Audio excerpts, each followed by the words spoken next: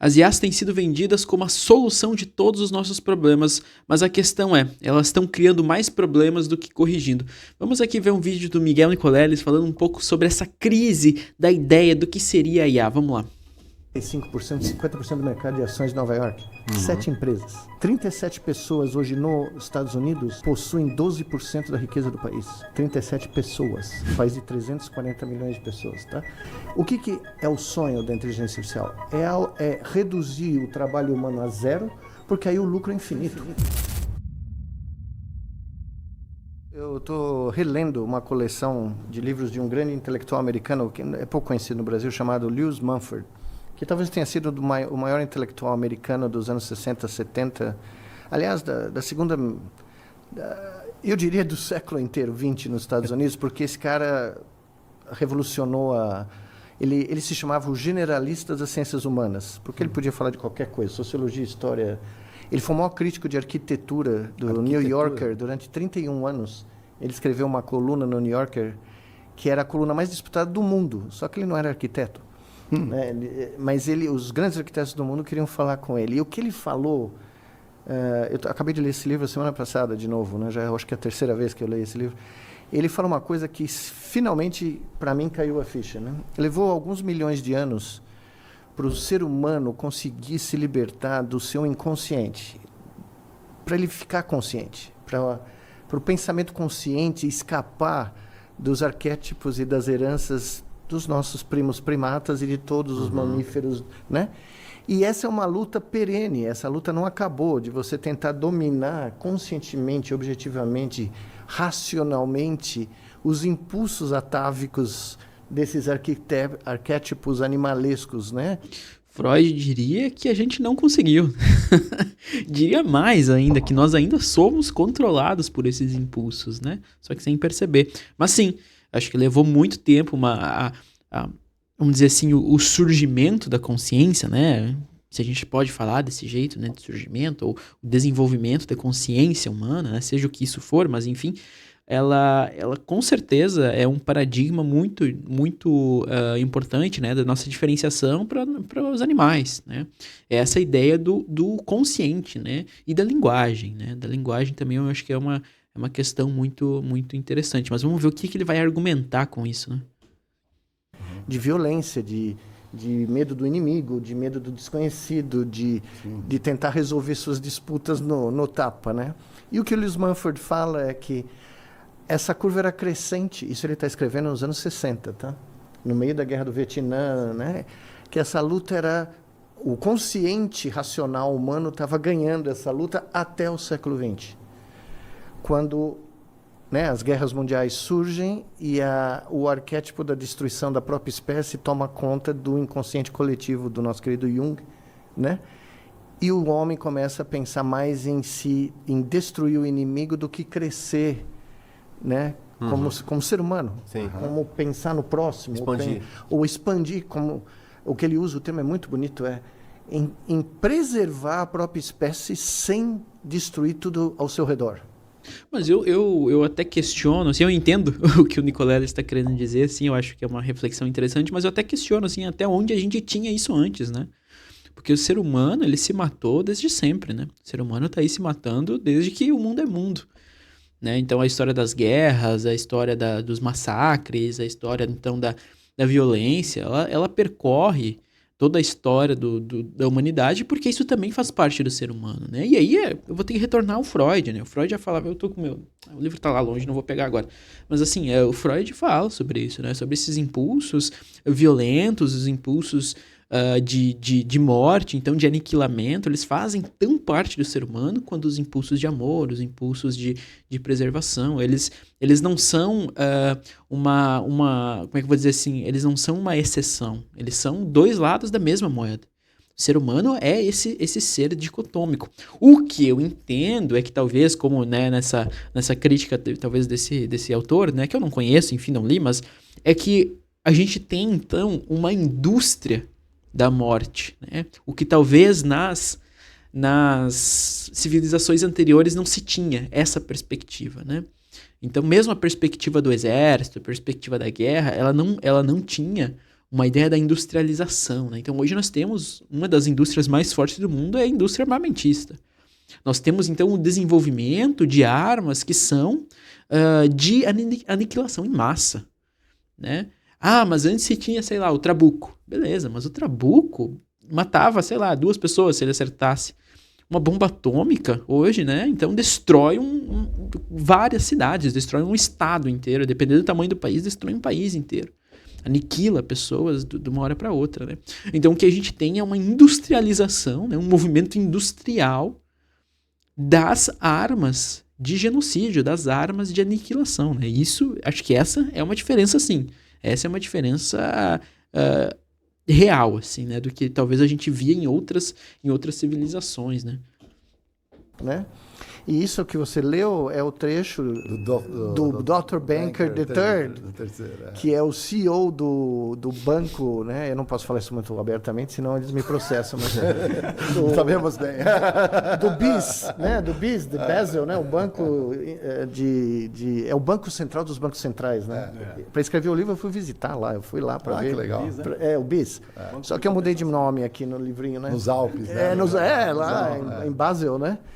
E ele fala, esse é o CEO desse banco, né? E a maneira como eu satirizei a tentativa dele de vender esse a narrativa, futuro né? maravilhoso, é na realidade o que nós estamos vivendo hoje. Nós estamos vivendo hoje, o senhor sabe melhor do que eu, nós estamos vivendo hoje um mundo onde a abstração, a grande diferença nossa dos animais, dos nossos primos e dos outros mamíferos, é que o ser humano criou toda uma civilização baseada em abstrações. E o Lewis Mumford fala isso no livro dele. No final das contas, tudo é religião. Tudo virou religião. Esporte, finanças, educação, tudo. Tudo converge para o mesmo molde de funcionamento de uma religião. Não precisa ser monoteística, né? Mas a grande conclusão dele é essa. Nós invertemos a curva de libertação do consciente racional do inconsciente. E nós estamos novamente dando asas a essas visões atávicas, preconceituosas, violentas de destruição e que, eventualmente, estão conspirando, nem outra espécie faz isso, tá? Conspirando para a própria destruição da nossa espécie. Eu acho essa visão tanto quanto meio desenvolvimentista, assim, pensando a sociedade, né? Como se a sociedade tendesse necessariamente ao desenvolvimento, né?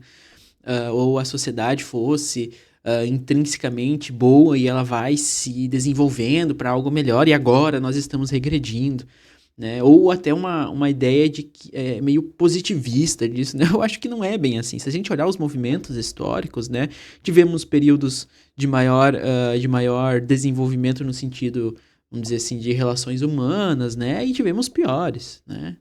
Eu acho que não é bem por aí, que a gente não pode entender esse desenvolvimento como algo padrão, assim, algo que se segue. Então, nós já tivemos, assim, então, momentos da história em que essas liberdades individuais, o respeito mútuo era maior, mas dependendo para quem também, né? Dependendo para quem, né? E às vezes era maior e depois nós tivemos longos períodos que isso não passou, não aconteceu, né? Vamos pensar aí na era da Idade Média, por exemplo, um exemplo bem genérico, assim, né? Então a gente passou por um período assim de quantos milênios ali de degradação, de dificuldade de olhar para o ser humano, né?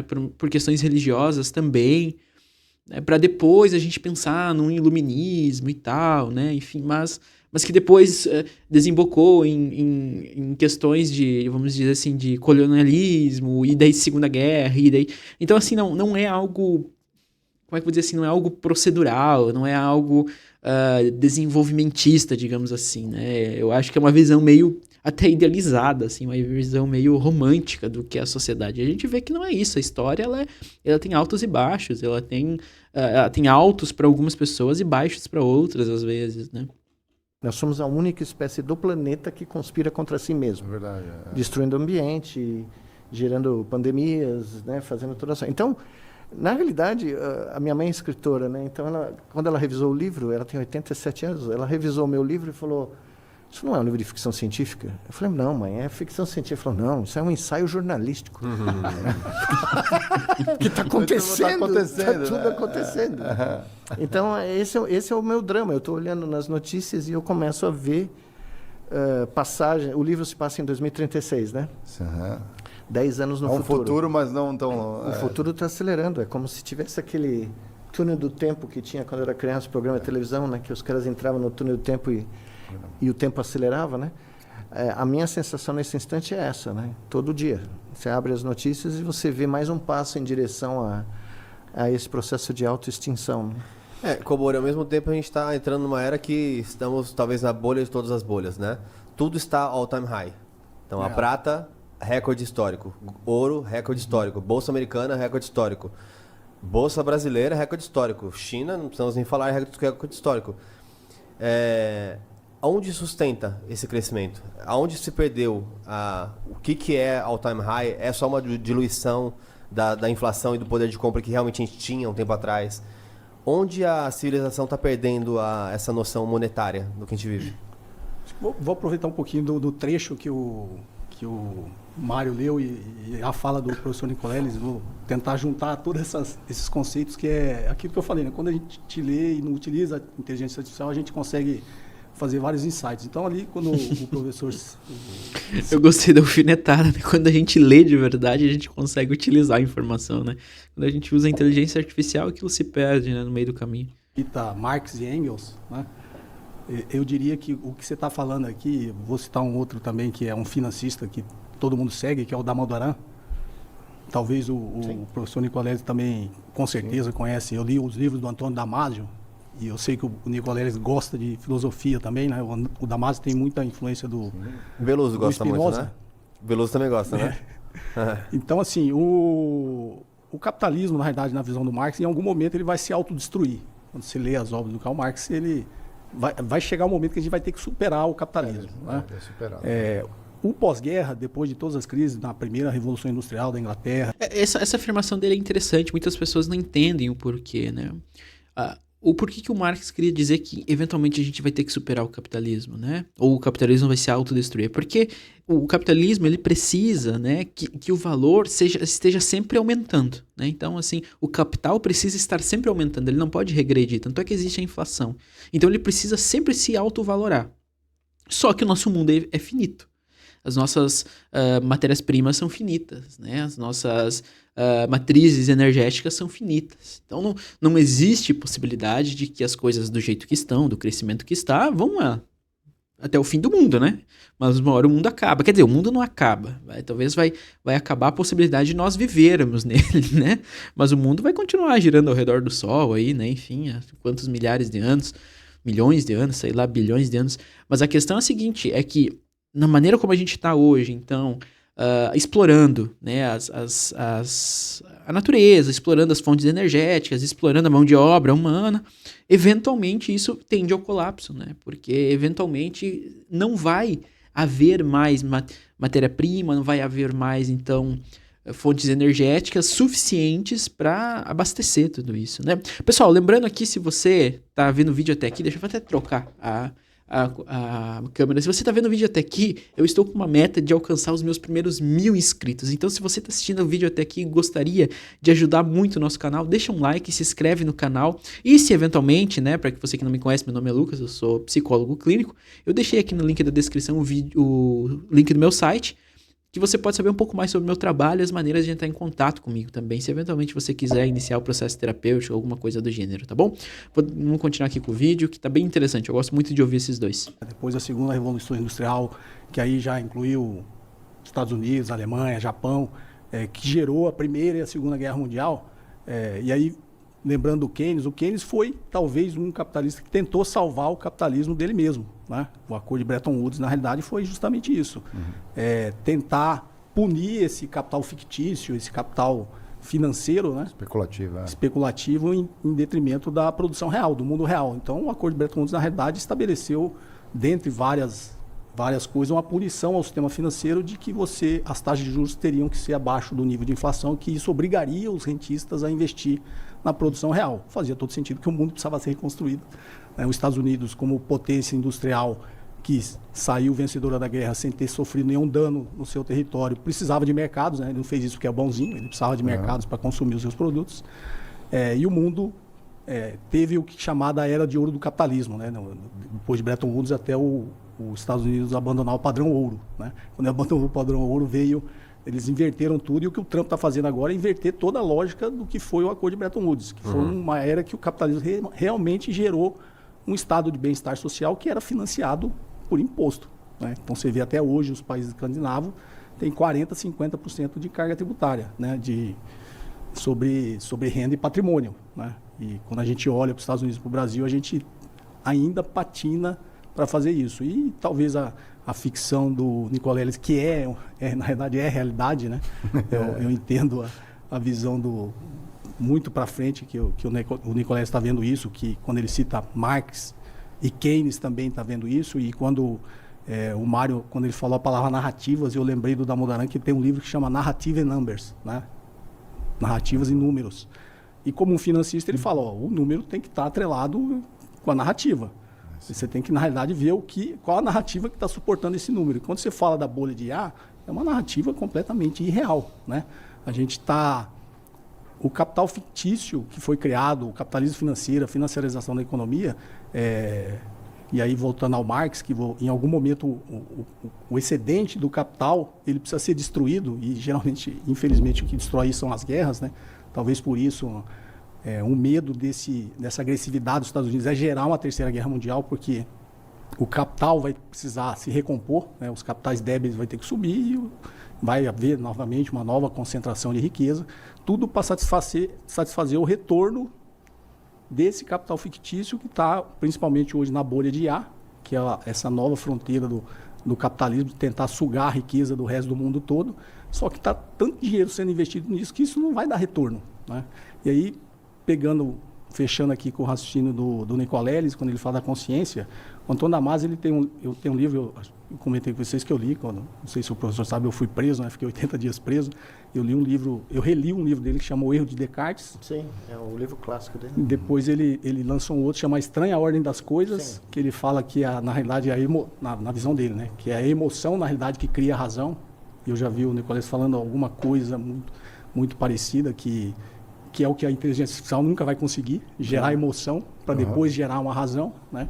E ele tem depois um que chama o mistério da consciência, que vai muito, muito em linha com o que o Nicoleles falou. Então, acho que nós, enquanto seres humanos, né, a gente está delegando coisas que nós precisamos pensar, né, para ter um mundo melhor, para a tecnologia, para a inteligência artificial. E a gente está alimentando essa bolha, né? Essa bolha, na realidade, tem uma pressão do capitalismo para que isso continue reproduzindo o capital, mas é um problema de superprodução, né? A superprodução lá na frente, como diz Marx, vai ter um problema de realização que não vai acontecer, né? Acho que o Nicoleles já falou isso. Quando você tentar cobrar tudo que você está pensando que você vai ter de receita nisso aí, ninguém vai pagar, porque a maioria das pessoas usa isso sem interesse econômico, né? As pessoas usam isso para fazer vídeo na internet, para falsificar texto dos outros, para passar plagiar, na prova, plagiar um monte de coisa. Invadir o Roblox, no caso das... Uma coisa que eu acho interessante quando se fala sobre inteligência artificial, e esse é o motivo que eu escolhi falar sobre esse vídeo aqui, porque eu acho que é bem importante a gente poder conversar, é que o fato da inteligência artificial hoje estar desse tamanho é puramente uma jogada de marketing. É uma jogada de marketing. A inteligência artificial veio para resolver problemas que nós nem tínhamos, né? Problemas que nós não tínhamos. Ela tenta resolver problemas que ela mesma criou, né? E agora ela resolve mal, né? E aí ela cria outros problemas a partir disso. Então ela cria crises energéticas, crises hídricas, né? Os lugares onde esses data centers são colocados aí para funcionar, aumentam então exponencialmente o valor da energia elétrica, aumentam exponencialmente o uso de água potável para refrigeração e tal. Então a inteligência artificial ela veio através do marketing, né? Que foi muito trabalhado, enfim, vindo lá principalmente dos Estados Unidos, né? Essa nossa necessidade, não, você precisa da inteligência artificial. A partir de agora você não vai conseguir mais trabalhar sem inteligência artificial. Mas se você pegar hoje a inteligência artificial mesmo, pegar ela de verdade, você vai ver que ela não faz nada mais, nada menos do que você já fazia. E muitas vezes pior. muitas vezes mais lento. É óbvio que existe determinadas situações, enfim, existem determinados trabalhos que ela é muito boa para utilizar, assim, principalmente questões burocráticas, questões assim de análise de grandes números. Isso é muito bom, isso é realmente muito bom, não dá para negar, né? Agora, quem que precisa de um vídeo de IA? Assim, quando que você acordou, há 4 anos atrás, quando que você acordou e falou assim, pá, mas hoje eu precisava muito fazer um vídeo de IA. Precisava fazer um vídeo de IA do Lula e do Bolsonaro. Precisava, não. Hoje é uma coisa que eu não consigo fazer, né? E eu precisava de uma ferramenta que me fizesse isso. Quando que surgiu essa tua necessidade? Né? Ou quando que surgiu a necessidade de você escrever as legendas do seu Instagram através da IA? Escrever os e-mails da sua empresa através da IA? Quando que surgiu essa necessidade? E o que acontece é que nós terceirizamos, então, deixa eu até mudar a câmera aqui, né? Pra ficar mais fácil da gente conversar. A gente está terceirizando atividades que são atividades simples e que qualquer pessoa conseguiria fazer, às vezes até com melhor qualidade do que uma IA. Estamos terceirizando essas atividades e por isso estamos criando a própria necessidade das IAs, porque daí as pessoas, então, estão parando de praticar essas habilidades, é só você ver o nível de comunicação hoje das pessoas na internet, que a gente percebe muitas vezes a dificuldade que as pessoas têm de se expressar, né, por palavras, a dificuldade de escrever um e-mail, a dificuldade de escrever uma mensagem no WhatsApp, por exemplo. Então você terceiriza uma atividade que você facilmente poderia fazer, você para de treinar ela, você decai na sua qualidade de criação, decai na sua qualidade de raciocínio, de pensamento, e aí você acaba sendo obrigado a recorrer a essas IAs. Acaba sendo obrigado, entre aspas, né? Porque daí fica mais fácil, né? Em vez de eu escrever um e-mail aqui, é mais fácil eu pedir pra IA escrever pra mim, né? Copiar e colar lá e tal. Em vez de eu fazer o trabalho da escola do professor, é mais fácil eu pedir pra IA fazer, né? Só que daí quando você chegar lá na prova, você não sabe a matéria. Quando você vai precisar, então, fazer um concurso, você não sabe mais ler. Quando você precisar, então, escrever ou falar com alguém, você tem dificuldade no vocabulário. Né? Porque você não pratica mais nem a escrita, nem a fala, porque você automatiza isso tudo para IA. E você não consegue mais, então, utilizar habilidades simplórias, habilidades fundamentais do ser humano, né? Enfim, vamos continuar aqui vendo qual que vai ser a crítica que o Nicoleles vai fazer, porque o Nicoleles é muito crítico a isso, né? E ele, enquanto um neurocientista de verdade, alguém que estava na academia, alguém que estava nas grandes universidades pesquisando neurociência, né? Não alguém que fez só uma pós em neurociência e se diz neurocientista, né? Alguém que está realmente estudando a neurociência é muito crítico a isso, né? Porque ele percebe o declínio, né, das habilidades padrões, habilidades básicas do ser humano após a terceirização disso para IAs, né? Você fala, agora eu vou cobrar, 95% das pessoas não vão utilizar. Pagando, não vão utilizar. Utilizam porque é grátis, né? Então, sob o ponto de vista das finanças, essa conta não fecha, né? O valor de tudo isso que eles estão criando em bolha artificial, porque o valor de um ativo é a sua capacidade de gerar caixa no futuro. Esse caixa que eles estão achando que vai gerar, não vai ser gerado. Comenta, professor. Mas tem uma coisa, é muito interessante esse aspecto, porque tem um segundo erro de Descartes, que o Damasio não põe no livro dele. O segundo erro, que é o erro do iluminismo. Apesar de eu me considerar um iluminista, né, no momento que você rompe o monopólio da igreja e você passa a dizer que o homem eu existo porque eu penso, o segundo erro do Descartes, que foi propagado até os dias de hoje, é que você pode reduzir todo o mundo natural, inclusive a experiência humana, e toda a riqueza do que é estar vivo e poder desfrutar do mundo natural como um ser humano, em algum valor numérico, em algum número. A natureza, por definição, ela é não computável. A vasta maioria dos fenômenos naturais são não lineares. Eles não são reduzíveis a uma fórmula que pode ser projetada por lógica binária, né, ou digital, num algoritmo que pode rodar numa máquina de Turing. Esse é o grande erro. Quando Voltaire, Rousseau, Diderot reagiram ao monopólio da igreja e quiseram escapar da metafísica, da abstração, da religião, eles foram longe demais. Porque eles abdicaram do humanismo de verdade. Porque você não pode reduzir os meus ódios, os meus amores, os meus prazeres, os meus sonhos, as minhas fantasias a nenhum algoritmo.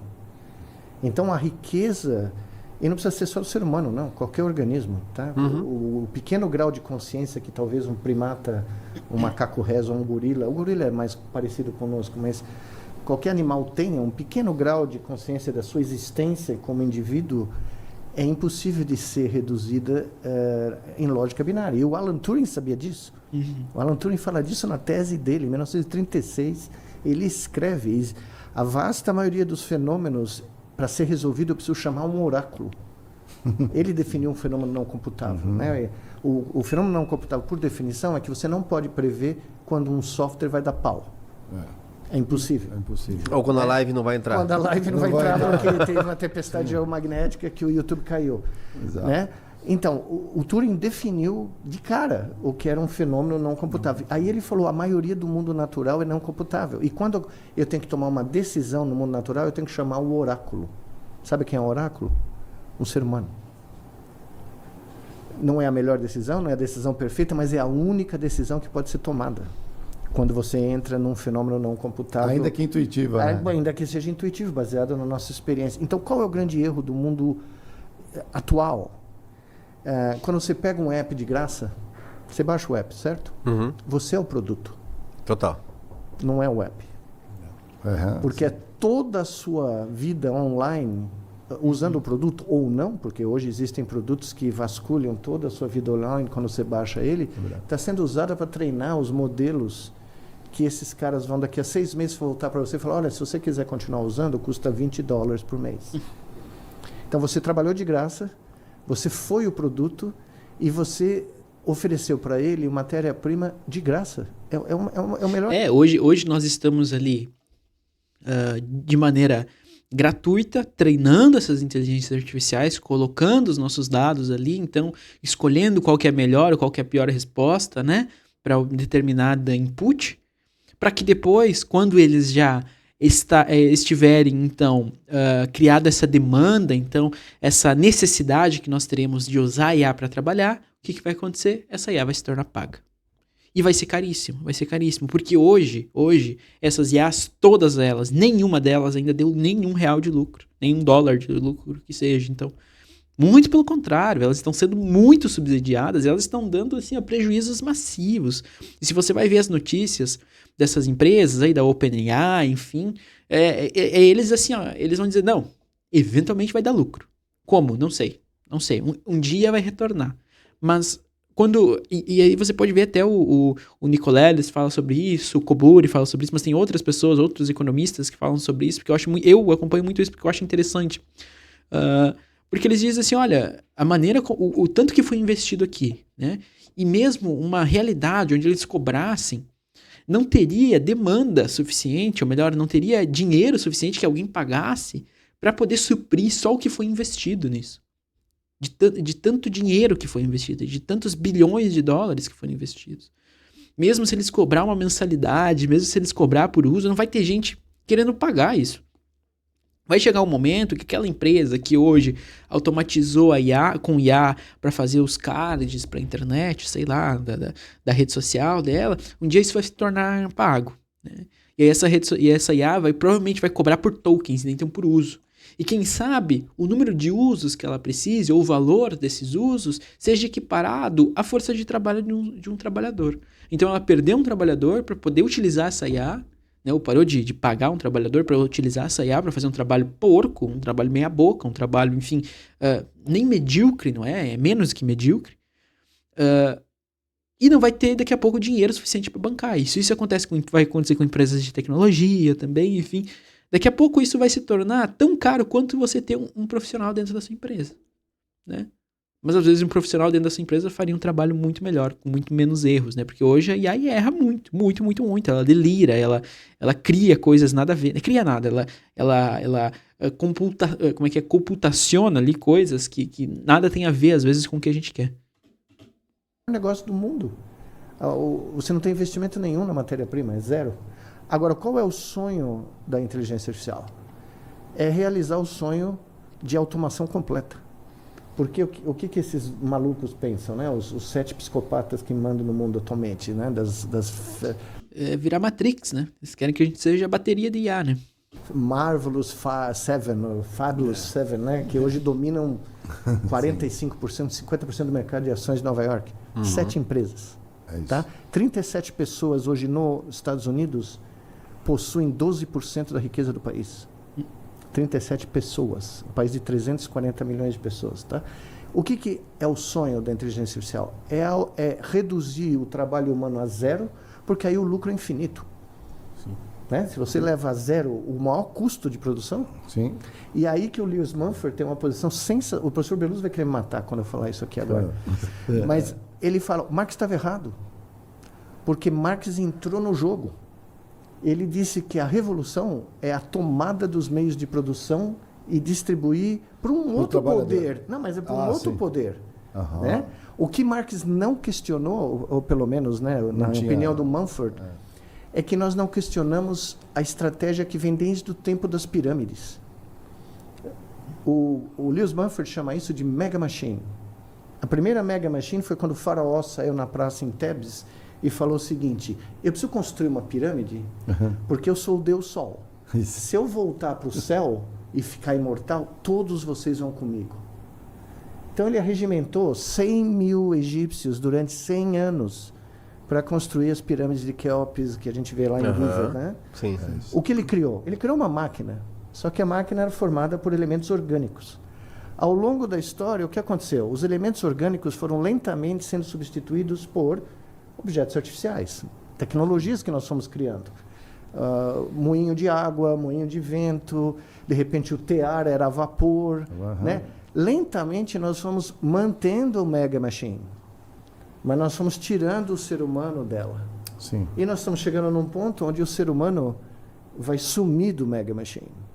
Mas os atributos originais, o que era? Uma abstração para sincronizar todo mundo com algo que não é tangível. Você vai para o céu. Sim. Eu preciso de um foguete. O Mumford chama as pirâmides do foguete da antiguidade. É maravilhoso, cara. Né? Nós construímos foguete para ir para a Lua. Os egípcios construíam pirâmide. Exato. Eles iam, né, sair pelo Sol. A abstração é o vírus. É o que sincroniza milhares de pessoas com um objetivo comum. A matéria, a arregimentação, as pirâmides egípcias deram origem ao exército egípcio. Foi a partir da descoberta que você podia falar para um monte de gente que eles tinham que fazer uma coisa comum, que os egípcios sacaram que eles podiam criar um mega exército dizendo que era para defender o faraó. E se o faraó morre com os hititas lá, com os núbios, todo mundo vai para o inferno, ninguém sobe para o céu. Né? Então, a partir da ideia da Mega Machine, você cria religião, você cria os exércitos, você cria o business plan de uma supraestrutura que vai realizar tarefas consideradas impossíveis. Imagine, construir uma pirâmide em 100 anos. Você sabe que tem uns Rosa Cruz escutando a gente. Não, tudo bem. A maçonaria é só outro tipo de Mega Machine. Mas o que está acontecendo agora? Não mudou nada. Os métodos de dominação, de automação, só servem para manter a Mega Machine e transformá-la num troço mais eficiente. Né? Porque o Mumford calculou quantos cavalos de potência 100 mil pessoas transportando pedra conseguiam produzir. Não dá um Fusca hoje. Não dá um carrinho, né, aí, um Fiat 1.0. O que aconteceu? A infraestrutura desse processo de arregimentar mentes e construir estruturas que são capazes de realizar feitos... Eu não estou entendendo onde é que ele quer chegar com essa analogia, mas eu estou esperando ele desenvolver, porque eu não estou conseguindo compreender. Grandiosos, ela não mudou uma iota em 6 mil anos.